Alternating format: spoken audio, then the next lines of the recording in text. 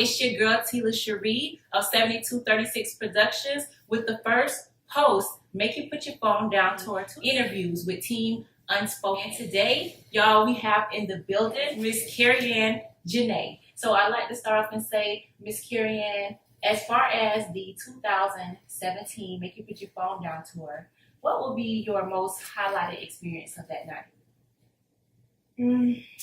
It's hard to say because it was a very emotional night for me. It was actually the first show that my family could make it to. Wow.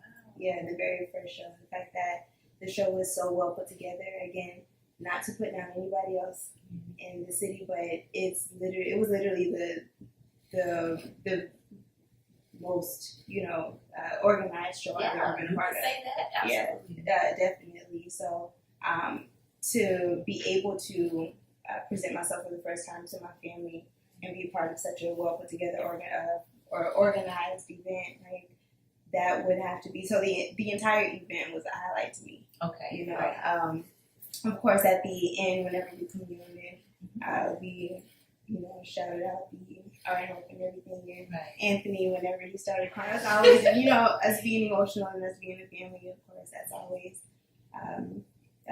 great. So I guess I would have to say if I had to pinpoint a particular part in the show, that would be my favorite part of the show. Okay, absolutely, I can understand that. As far as your designers of the night, who would be your most favorite designer? Caution Curves, for sure. The music, the Egyptian feel of it. Yes. It was really fun to act it out.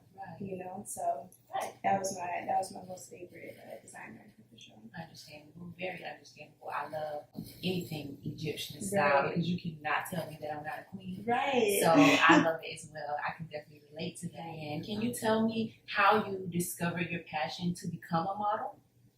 Well, at first, it was just to be involved on campus. I started out at Florida International University.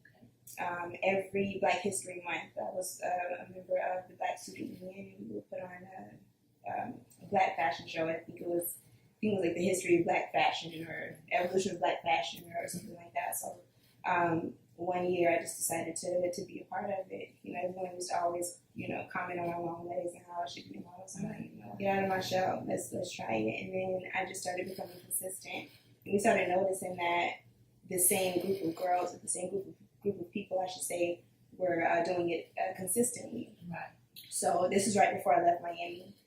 When I came back home, trying to find, still trying to dabble in it. I wasn't really taking it seriously, but that's when actually the founder of Caution Curves, I got with her. I saw her pictures and that she was modeling in the area, and that's when she kind of put me on with a previous agency before I got with Team Unspoken. I was with another group, and that's just how I got involved. Now, still not really taking it seriously, just playing around with it because it was something that I like to do. It was something that I started getting good at. Mostly print, not really, mostly honestly fashion shows. Okay. Mostly runway. Okay. When I started getting into print, I started realizing that I liked it a little bit. Right. And that's when there was a severe travesty in my family, and I kind of engulfed myself in modeling. It was like my coping mechanism. Absolutely. So I went hard with it. Right. I went hard with it because it took me away from my situation when I was behind the camera. I didn't have to think about all the bull crap that was going on. So it was I guess that was the catalyst of me really doing this for real. So after that, that's when I really started doing promotional modeling, and you kind of started getting paid for it. That's right. And that's the best part about it. Exactly.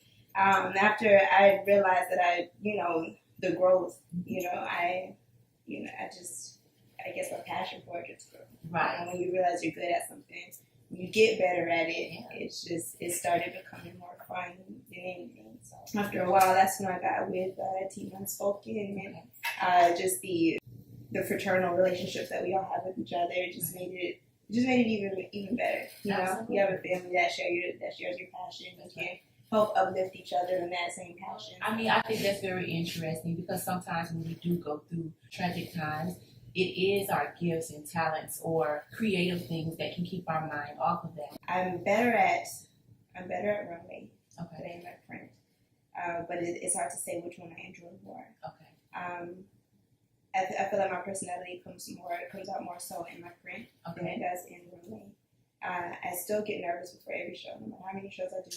Oh, I still get very nervous. You probably will. Even at practice with my family, I still get nervous, you know. So, but it's still fun, you know. Right, like absolutely. it's so hard you're more to so say. even. My different personalities come out with different things. Like I can convey a variety of personalities with my print. With runway, it's more of a fierce personality, which I don't have on a day-to-day basis. Okay, so You more know, like so- a Sasha Fierce, Beyonce type of thing. Stellar Dreams is what I call it. Okay. As far as the founder of the agency, Vero, as we know, how is it working up under his leadership? It's dope. It's pretty dope. I've known Anthony I've known Vero for a while, since high school actually. Oh, wow. And he's always been hilarious. Like, he's always been somebody that can make me laugh, like, to the point my stomach hurt. So, but the thing is, I love that he can encompass, you know, that comedy as well as with professionalism. Right. You know, one thing I really love that he does is that with urban modeling in general, we don't get a lot of credit for it. You know, people in urban modeling, we don't make a lot of money. It's all about high fashion, straight European. It doesn't get the credit that it deserves. However, it takes so much more to have that on when you walk. The spins, the turns, the pops, the kicks, all of that. He finds a way to make it professional. You know, he kind of merges the two worlds together, the European and the urban. So I feel like with the platform that he's giving the team who's exemplifying this merge of urban and European modeling, it gives it a unique vibe. right. The areas that he's trying to reach, I feel like it sheds a light on urban modeling